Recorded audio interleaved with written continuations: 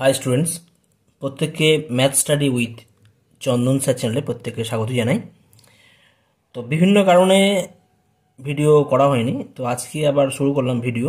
অনেকে রিকোয়েস্ট করেছিল, যার পরিপ্রেক্ষিতে আজকের ভিডিও। তো আর কথা না বাড়িয়ে যেটা শুরু করব, সম্ভাবনা তত্ত্ব। তোমাদের লাস্ট সম্ভাবনা তত্ত্ব আমি করিয়েছিলাম ক্লাস 11-এর এসএনদের বই থেকে প্রশ্নমালা 4-এর সংক্ষিপ্ত উত্তরধ্বনি কোশ্চেন নাম্বার 23 পর্যন্ত লাস্ট করানো হয়েছিল। তো যাই হোক, তো আজকে কোশ্চেন নাম্বার 24 থেকে আমরা কন্টিনিউ করছি, ঠিক আছে।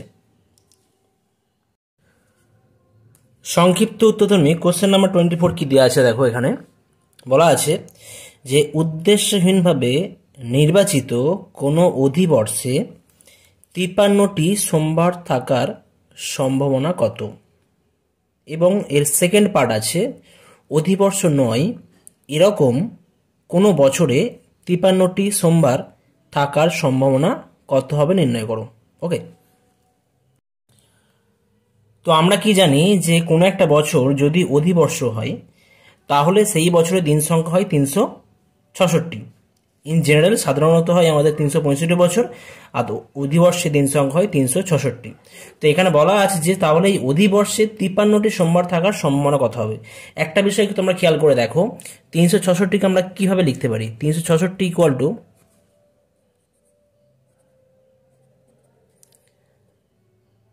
7 × 52 প্লাস 2, অর্থাৎ 7 × 52 করলে পাবো 364 পাওয়া যাবে, আর 364 প্লাস 2 করলে 366, অর্থাৎ এক্সট্রা এখানে কিন্তু দুদিন পড়ে থাকছে।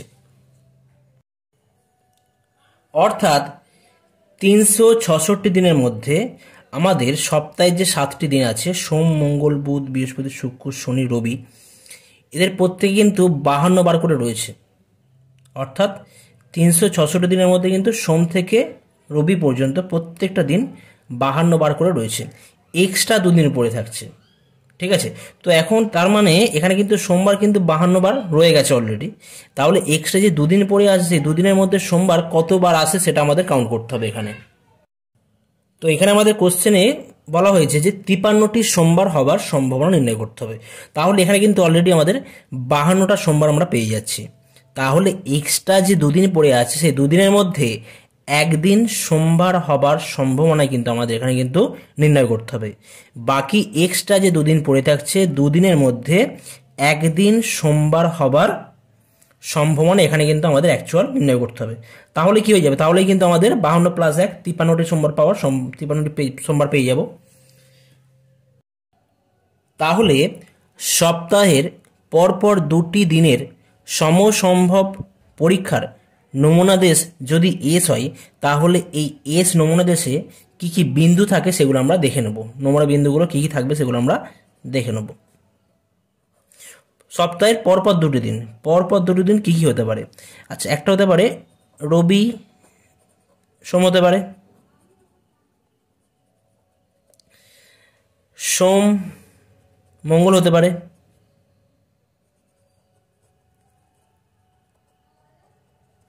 মঙ্গল বুধ, হতে পারে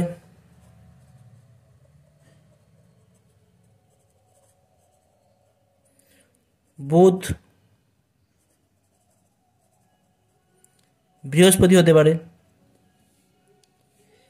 বৃহস্পতি শুক্র, হতে পারে শুক্র আর শনি, হতে পারে। আর কি হতে পারে, শনি ও রবি। অর্থাৎ এখানে কিন্তু পরপর 2টি দিনের নমুনা দেশ যদি আমরা এস বলি, এসের মধ্যে নমুনা বিন্দুর সংখ্যা কতগুলো আছে, 1, 2, 3, 4, 5, 6, 7টা।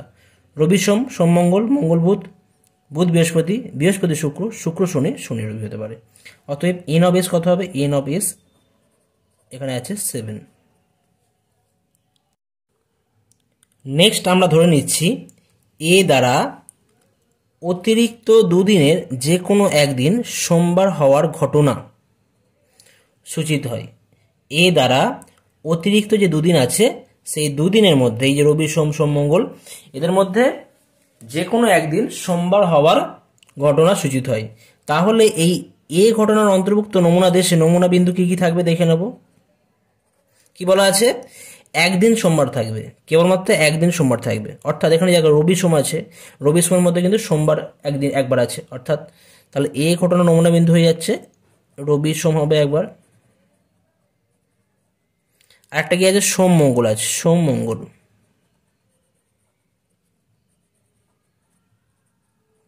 সোম মঙ্গল আছে, আর কোথাও সোম কিন্তু নেই এখানে, ঠিক আছে। তাহলে এখানে কি বলতে পারি, এই ঘটনার অন্তর্ভুক্ত নমুনা বিন্দুর সংখ্যা হয়ে যাচ্ছে N of A equal two 2 হয়ে যাচ্ছে।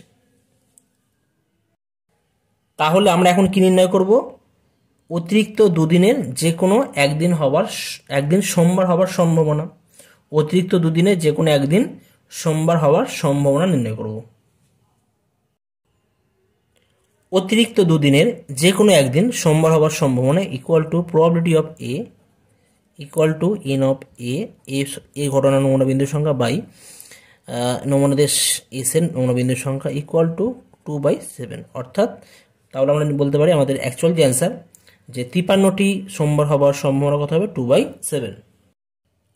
সুতরাং অধিবর্ষে 53টি সোমবার থাকার সম্ভাবনা ইকুয়াল টু 2/7। এটা হয়ে যাচ্ছে complete answer. Next question number 24, second পার্টে বলা ছিল যে অধিবর্ষ নয় এরূপ বছরে আমাদের 53টি সোমবার থাকার সম্ভাবনা কত সেটা নির্ণয় করতে হবে। তো আমরা একটা বিষয় জানি যে কোনো বছর যদি অধিবর্ষ না হয় তাহলে সেই বছরে দিন সংখ্যা হয় 365। তাহলে আগের মতনই আমরা একে লিখতে পারি 365 ইকুয়াল টু কি লিখতে পারি, 7 × 52। 7 × 52 করলে কিন্তু আমরা পাবো 364 প্লাস এখানে পাচ্ছি 1 পাবো। ওকে, অর্থাৎ আগের মতনই, আগে যেমন 2 ছিল এখানে কিন্তু 1। অর্থাৎ সপ্তাহের এই যে একটা দিন, এক্সট্রা একটা দিন, সেই একটা দিন সোমবার হওয়ার সম্ভাবনা কিন্তু এখানে নির্ণয় করতে হবে। সপ্তাহে যে এক্সট্রা একটা দিন হয়ে যাচ্ছে আমাদের 365 দিন ইকুয়াল টু 7 × 52, মানে সপ্তাহের প্রত্যেকটা দিন কিন্তু এখানে 52 বার করে রয়েছে, বাকি প্লাস একটা দিন পরে রয়েছে, এবং এই এক্সট্রা যে একটা দিন রয়েছে সেই একটা দিন সোমবার হওয়ার সম্ভাবনা আমাদের এখানে কিন্তু নির্ণয় করতে হবে। কখন, যদি কোনো বছর অধিবর্ষ না হয়। তাহলে এখন একটা যে দিন আমরা সিলেক্ট করব সেই একটা দিন সোমবার হওয়ার সম্ভাবনা তোমরা জানো 1/7 হয়, ঠিক আছে। তাহলে আমাদের প্রবাবিলিটি হয়ে যাবে 1/7। তো এই বিষয়টাকে আমাদের গুছিয়ে লিখতে হবে। গুছিয়ে কিভাবে আমরা লিখবো, আগের মতনই তোমরা নমুনা দেশ এখানে এস বলবে, নমুনা দেশে এখানে কি আছে, ওই একদিনের কথা বলা আছে। একদিন কি কি হতে পারে নমুনা দেশ, তা নমুনা দেশে নমুনা বিন্দুর সংখ্যা কি কি হবে, বা নমুনা বিন্দু কি কি হবে আমরা জানি। নমুনা দেশে নমুনা বিন্দু হয়ে যাবে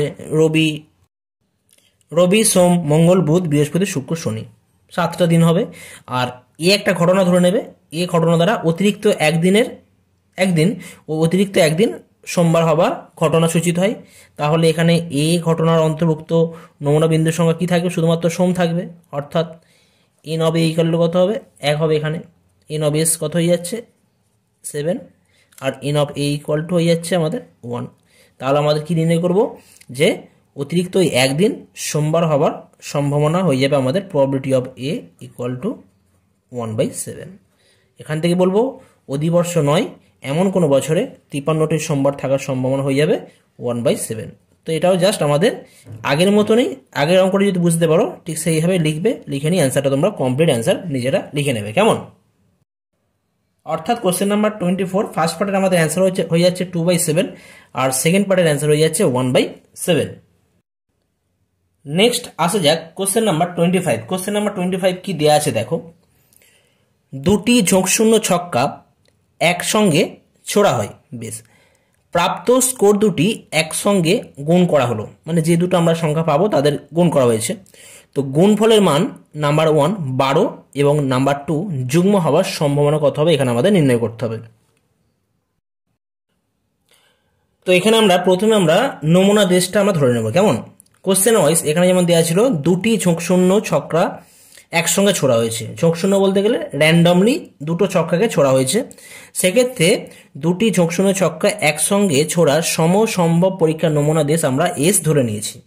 এখন একটা ছক্কা যদি আমরা ছুরি সেক্ষেত্রে নমুনা দেশের নমুনা বিন্দুর সংখ্যা কতগুলো হয় তোমরা জানো, 6টি হয়, আইদার 1 2 3 4 5 or 6 হয়। আর যদি আমরা এরকম দুটো ছক্কা ছুরি বা একটা ছক্কাকে আমরা দুবার ছুরি, একই ব্যাপার, একটা ছক্কাকে দুবার ছোড়া আর দুটো ছক্কাকে একসাথে ছোড়া, এখানে কিন্তু নমুনা বিন্দুর সংখ্যা কিন্তু আমাদের একই পাওয়া যাবে। তো যাই হোক, তো সেক্ষেত্রে আমরা জানি নমুনা বিন্দুর সংখ্যা এই ক্ষেত্রে হবে কত, যদি দুবাচ্চর হয় এন অফ এস ইকুয়াল হয়ে যায় 6 × 6 অর্থাৎ 36। নমুনা বিন্দুর সংখ্যা হয়ে যায় 36। কখন? যদি আমরা দুটি ঝোঁকশূন্য ছক্কাকে আমরা একসঙ্গে ছুঁড়ে দিই। তো এখানে পার্ট 1-এ বলা আছে যে প্রাপ্ত স্কোর দুটি একসঙ্গে গুণ করা হলে গুণফল 12 হওয়ার সম্ভাবনা নির্ণয় করতে হবে। তো সেই হিসেবে আমরা একটা ঘটনা ধরে নিচ্ছি, ধরি এ দ্বারা প্রাপ্ত স্কোর দুটির গুণফল 12 হওয়ার ঘটনা সূচিত হয়। তাহলে আমরা এখন দেখে নেব এই এ ঘটনার অন্তর্ভুক্ত নমুনা বিন্দুর সংখ্যা কী কী আছে। এ ঘটনার অন্তর্ভুক্ত নমুনা বিন্দুর সংখ্যা কী কী হয় সেগুলো আমরা একটু দেখব। আচ্ছা, এখানে কি বলা আছে, প্রাপ্ত অঙ্ক দুটির গুণফল 12 হবে। আচ্ছা, যদি আমরা একের কথা ভাবি, এক দিয়ে কিন্তু 1 × 2 করলে 1 2 হবে না, 1 দিয়ে হবে না, 1 2 1 3 1 4 1 1 1 5 1 6 দিয়ে কোনোটাই হবে না। 2 দিয়ে করলে কি হবে, 2 দিয়ে করলে 2 1 হবে না, মানে 2 1 গুণ করলে 2 হয়, 2 2 গুণ করলে 4 হয়, 2 3 গুণ করলে 6 হয়, 2 4 গুণ করলে 8, 2 5 10, 2 6 হয়। অর্থাৎ এখানে কিন্তু আমরা 2 আর 6কে আমরা রাখবো। কেমন? কারণ 2 আর 6 দুটো স্কোর পাওয়া গেল, মানে প্রথম ছক্কায় 2 পড়েছে আর দ্বিতীয় ছক্কায় 6 পড়েছে, তাহলে তাদের গুণফল হবে 12। 2 6 12 হয়। এবার যদি 3-এর কথা ভাবি, 3 1 হবে না, কারণ 3 1 3 হয়, 3 2 হবে না, 3 2 গুণে 6 হয়, 3 4 হবে, 3 3 9 হবে না, 3 4 নেব আমরা, 3-এর সাথে আমরা 4কে নেব। অর্থাৎ প্রথম ছক্কায় 3 আর দ্বিতীয় ছক্কায় 4 বললে কিন্তু এটা আমরা কাউন্ট করতে পারবো। আচ্ছা, 4 দিয়ে যদি আমরা কাউন্ট করি, 4 1 হবে না, 4 2 হবে না, 4 3 হবে, আর 4 4 হবে না, 4 5 হবে না, 4 6 হবে না। 5 দিয়ে কাউন্ট করলে আমরা 5 দিয়ে পাবো না, 6 দিয়ে কাউন্ট করলে আমরা 6 দিয়ে পাবো। ঠিক আছে?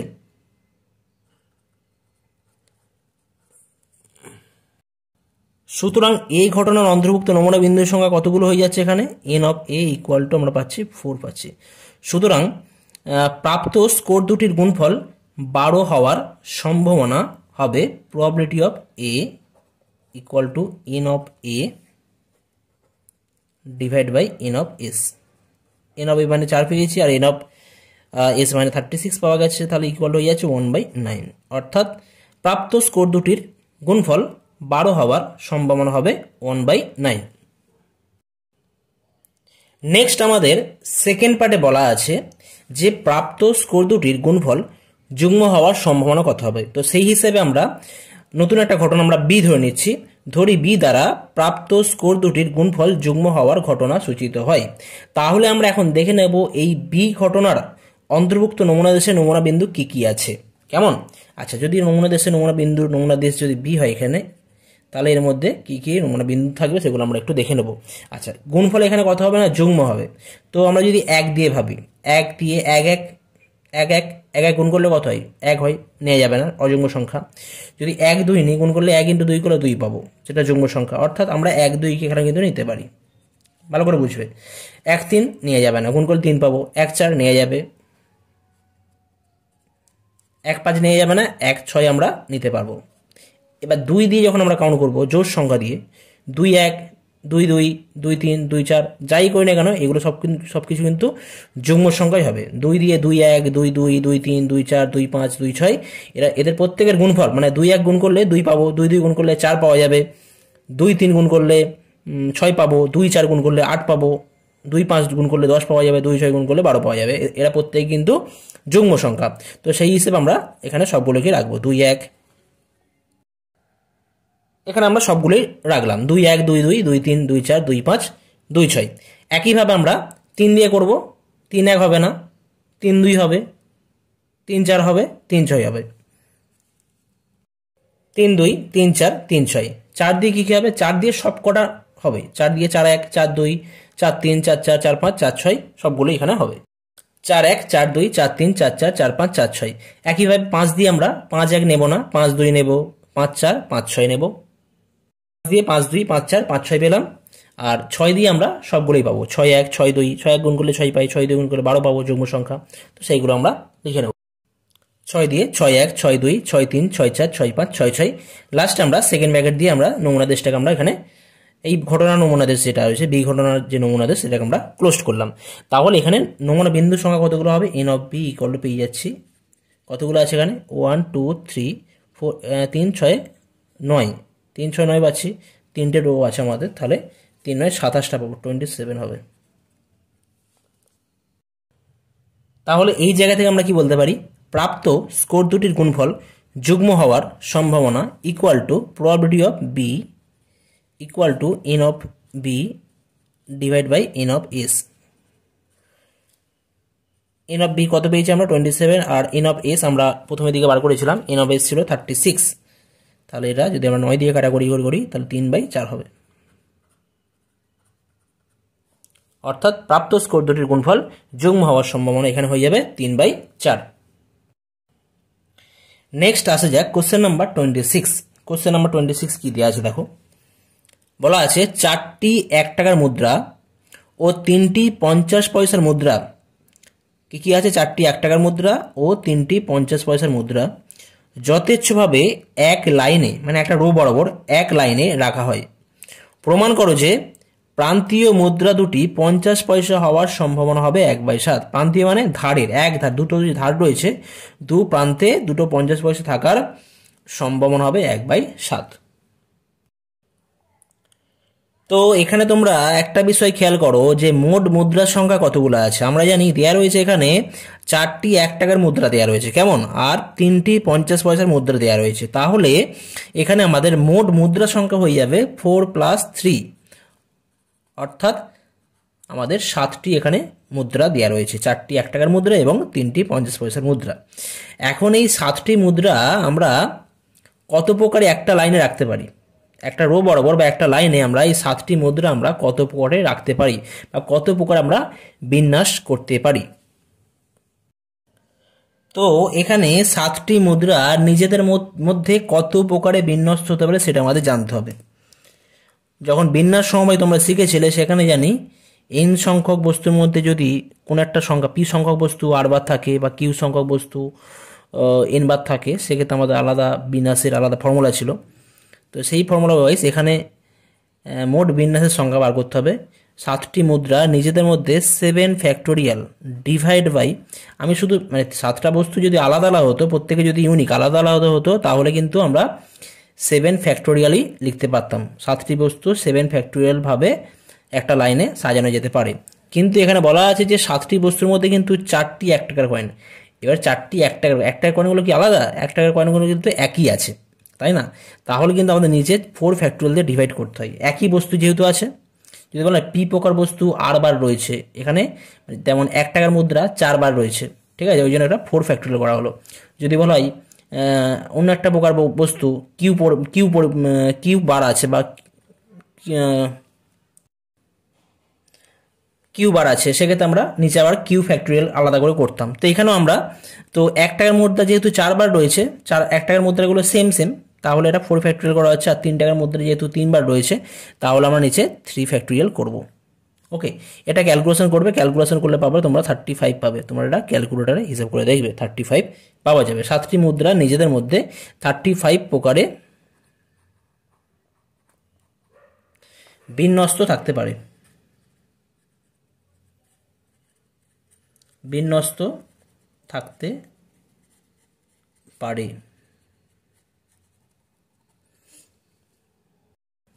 সুতরাং সমসম্য পরীক্ষাটা কি? এই 7টি মুদ্রা কত প্রকারে নিজেদের মধ্যে থাকতে পারে সেই সমসম্য পরীক্ষা। তো এই সমসম্য পরীক্ষার নমুনা দেশ যদি এস হয়, তাহলে এন অফ এস আমরা কত বলবো? এন অফ এস ইকুয়াল হয়ে যাবে 35। কারণ আমরা কি জানি 7 প্রকার বস্তু নিজেদের মধ্যে এখানে কিন্তু 35 প্রকারে থাকবে, যার মধ্যে 1 টাকার কয়েন 4 বার আছে আর 50 পয়সা আছে 3 বার আছে, যার জন্য কিন্তু এটা দিয়ে ভাগ করে আমরা পেয়েছি এটা। তো এন অফ এস ইকুয়াল 35, অর্থাৎ সমসম্য পরীক্ষার নমুনা দেশ এস হলে নমুনা বিন্দু সংখ্যা হয়ে যাবে নমুনা দেশে 35। তো এখন কোশ্চেনে বলা আছে যে প্রান্তীয় মুদ্রা দুটি 50 পয়সা হওয়ার সম্ভাবনা নির্ণয় করতে হবে। তো তার জন্য আমরা একটা বিন্যাস তৈরি করে নেব। প্রান্তীয় মুদ্রা দুটি 50 পয়সা নির্দিষ্ট বলতে এখানে ফিক্সড, প্রান্তের দুটো মুদ্রাকে আমরা 50 পয়সা ফিক্সড রাখবো। ফিক্সড রাখার পরিপ্রেক্ষিতে বাকি 5টি মুদ্রা আমরা কত প্রকারে বিন্যস্ত করতে হবে সেটা আমরা কাউন্ট করব। তো দেখো 7টা মুদ্রা ছিল, তার মধ্যে দুটো প্রান্তে আমরা দুটো 50 পয়সার মুদ্রা আমরা ফিক্সড রেখে দিয়েছি, নির্দিষ্ট করে রেখে দিয়েছি। তাহলে বাকি যে প্লেসগুলো আছে, 5টা প্লেস রয়েছে, 5টা প্লেসে 5টা মুদ্রা কত প্রকারে থাকতে পারে? 5টা প্লেসে 5টা মুদ্রা 5 ফ্যাক্টোরিয়াল ভাবে থাকতে পারে, বিন্যস্ত করা যাবে কত? 5 ফ্যাক্টোরিয়াল। কিন্তু এখানে একটা বিষয়, এখানে যে 5টা মুদ্রা আছে তার মধ্যে কিন্তু 50 পয়সার মুদ্রা আছে একটা, অসুবিধা নেই, কিন্তু 1 টাকার মুদ্রা আছে 4টে। এবার 1 টাকার মুদ্রা যে 4টে আছে এগুলো সেম প্রকৃতির, একই প্রকৃতির। তো 1 টাকার মুদ্রা এগুলো, তাহলে একই রকমের যদি কোনো বস্তু রাখা হয়, 5টা বস্তুর মধ্যে 4টে বস্তু একই রকম, তাহলে এখানে বিন্যাস সংখ্যা হয়ে যাবে কত না, নিচে আমাদের 4 ফ্যাক্টোরিয়াল দিয়ে ডিভাইড করতে হবে। তাহলে এটা আমরা পাবো 5 পাবো। 5 ফ্যাক্টোরিয়াল বাই 4 ফ্যাক্টোরিয়াল করলে আমরা পাই 5 পাই। অর্থাৎ প্রান্তীয় মুদ্রা দুটি 50 পয়সা নির্দিষ্ট বা ফিক্সড করে বাকি 5টি মুদ্রা বিন্যস্ত করা যাবে 5 ফ্যাক্টোরিয়াল বাই 4 ফ্যাক্টোরিয়াল। 4 ফ্যাক্টোরিয়াল কেন করা হলো, যেহেতু 5টা বস্তুর মধ্যে 4টে বস্তু একই প্রকার, 4টি আমাদের 1 টাকার মুদ্রা ছিল, তাহলে আমরা 4 ফ্যাক্টোরিয়াল দিয়ে এটা ডিভাইড করেছি। তাহলে 5 ফ্যাক্টোরিয়াল বাই 4 ফ্যাক্টোরিয়াল করলে পাওয়া যাচ্ছে 5, অর্থাৎ 5টি মুদ্রা বিন্যস্ত করা যায় 5 প্রকারে।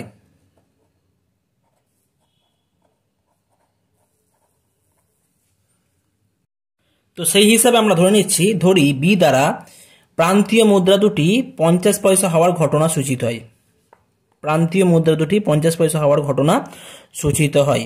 তো যদি প্রান্তে দুটোর মধ্যে 50 পয়সা হয়, তাহলে মাঝের যে মুদ্রাগুলো আছে সেগুলো আমরা 5 প্রকারে বিন্যাস করতে পারি। তাহলে এখানে কি বলবো, এই বি ঘটনার অন্তর্ভুক্ত নমুনা দেশে নমুনা বিন্দুর সংখ্যা n of b equal to হয়ে যাবে কত, 5 হয়ে যাবে।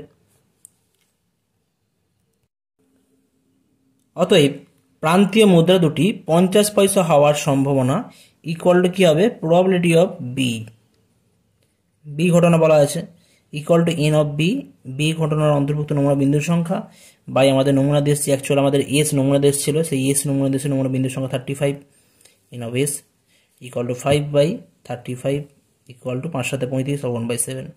এটা আমাদের প্রমাণ করতে বলা ছিল, তো এটা প্রমাণ হয়ে যাচ্ছে, প্রুফড হয়ে যাচ্ছে।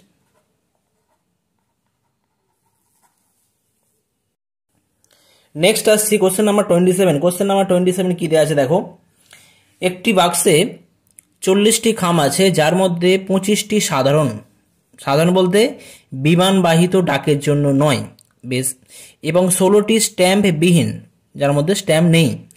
তাহলে আর বলা আছে যে স্ট্যাম্পবিহীন সাধারণ খামের সংখ্যা, স্ট্যাম্পবিহীন এবং সাধারণ এমন খামের সংখ্যা হচ্ছে 10। তাহলে বাক্স থেকে নেওয়া একটি খাম স্ট্যাম্পযুক্ত বিমানবাহী হওয়ার সম্ভাবনা কত, সেটা আমাদের নির্ণয় করতে হবে। তো এখানে বলা আছে যে বাক্সে মোট 40টি খাম ছিল, তার মধ্যে 25টি সাধারণ, 16টি স্ট্যাম্পবিহীন এবং স্ট্যাম্পবিহীন সাধারণ খামের সংখ্যা 10টি। তাহলে বাক্স থেকে নেওয়া একটি খাম স্ট্যাম্পযুক্ত হওয়ার সম্ভাবনা নির্ণয় করতে হবে।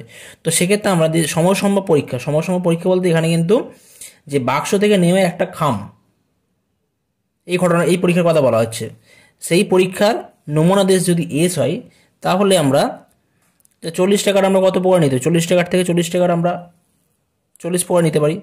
তো সেক্ষেত্রে আমরা বলবো নমুনা দেশের নমুনা বিন্দুর সংখ্যা n of s equal to হয়ে যাবে 40।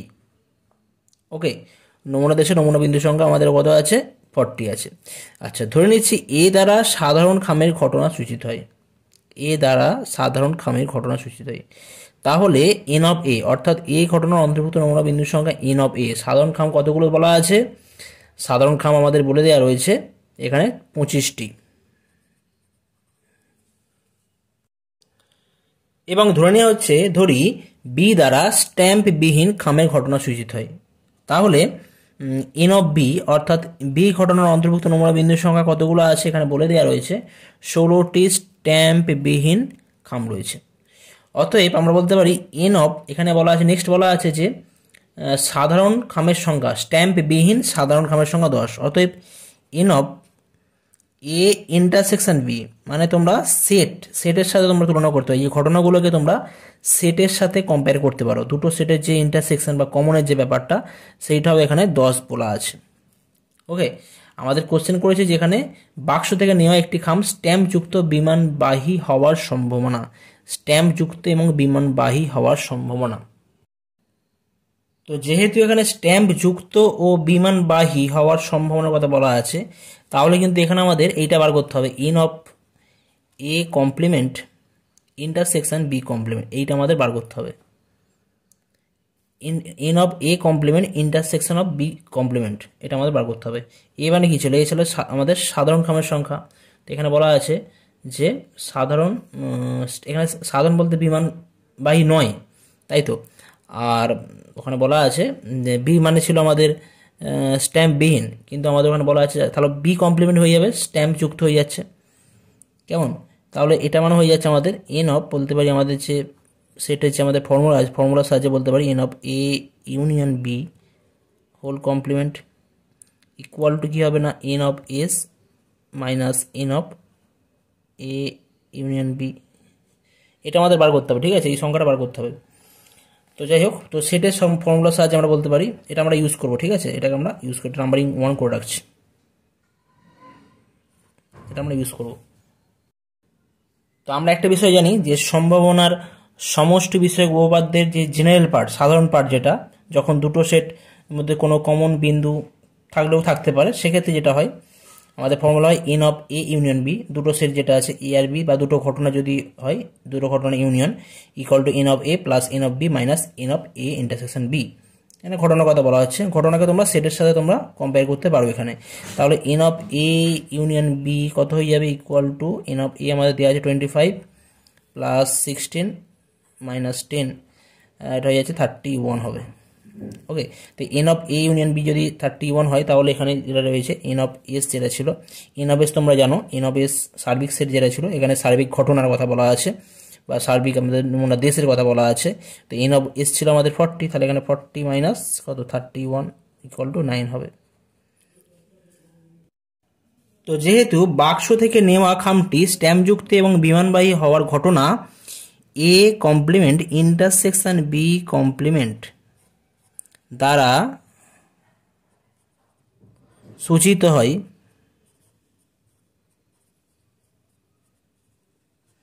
এবং আমরা দেখতে পাচ্ছি n of a complement intersection b complement আমরা একটু আগে জাস্ট পেয়েছিলাম, কত পেয়েছি না, এটা পাওয়া গেছে 9।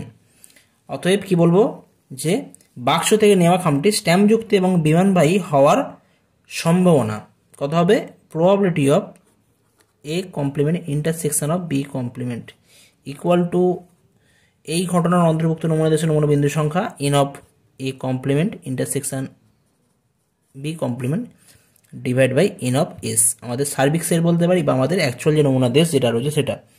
তাহলে কত হয়ে যাচ্ছে 9 বাই এটা কত হচ্ছে 40, অর্থাৎ বাক্স থেকে নেওয়া খামটি স্ট্যাম্পযুক্ত এবং বিমানবাহী হওয়ার সম্ভাবনা 9/40।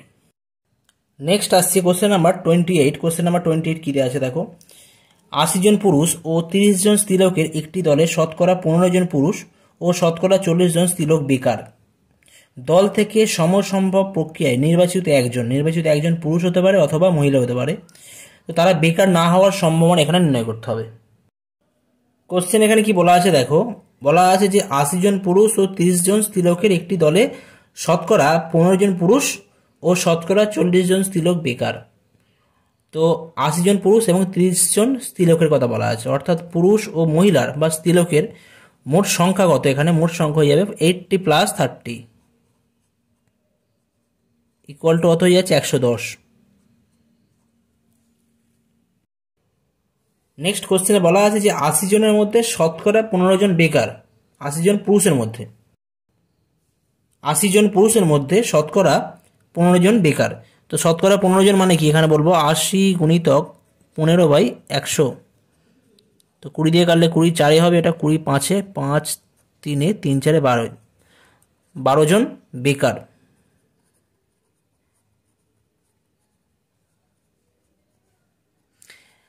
একইভাবে 30 জন মহিলার মধ্যে বা স্ত্রীলোকের মধ্যে 40 জন শতকরা 40 জন বেকার।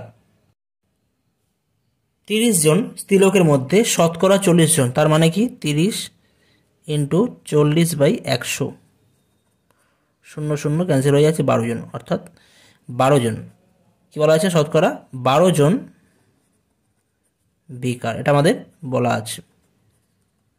তাহলে আমরা পেয়ে যাচ্ছি 80 জনের মধ্যে 12 জন পুরুষ বেকার এবং 30 জন স্ত্রীলোকের মধ্যে 12 জন স্ত্রীলোক বেকার, মোট কতজন, 110 জন রয়েছে। অতএব বেকার নয় এমন সংখ্যা কত?